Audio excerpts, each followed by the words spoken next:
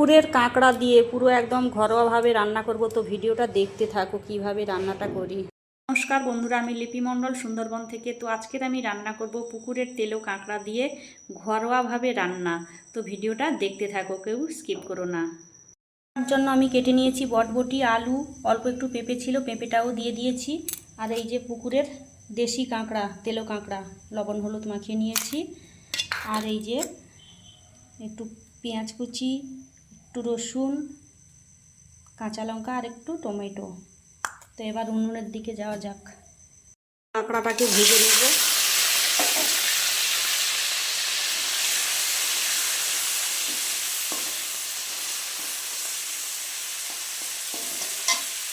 তো কাঁকড়াটা আমার ভাজা হয়ে গেছে লাল লাল করে। কাঁকড়াটাকে নামিয়ে নেব।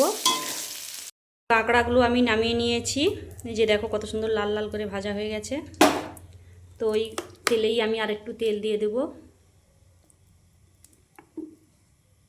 তেলের উপরে আমি ফোড়ন দিয়ে দিয়েছি কাঁচা লঙ্কা আর একটু রসুন কুচিটাও দিয়ে দিলাম। ভালো করে ভেজে নেব রসুনটাকে। বটবটিগুলোকে ভালো করে ভেজে নেব।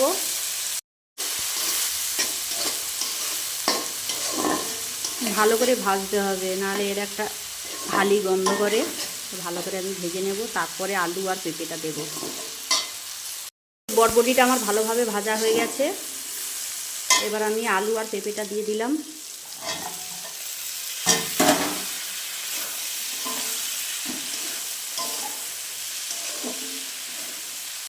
দিয়ে দিলাম পেঁয়াজ কুচি আর টমেটো কুচিটা।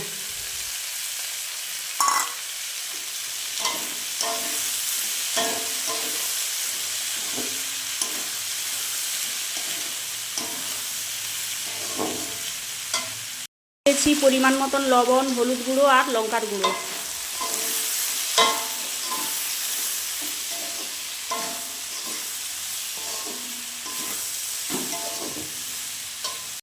তো ভালোভাবে আমার ভাজা হয়ে গেছে। এবার আমি দিয়ে দেবো ভেজে রাখা কাঁকড়াগুলো।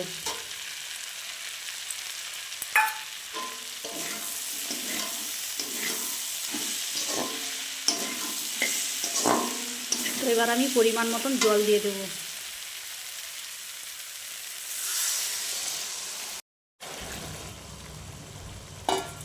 আমি 10 মিনিটের জন্য ঢাকা দিয়ে দিলাম। 10 মিনিট পর আসছি। আলু আর পেঁপেটা সেদ্ধ হতে থাকুক। মিনিট হয়ে গেছে, আমি ঢাকনাটা খুলে দেখব।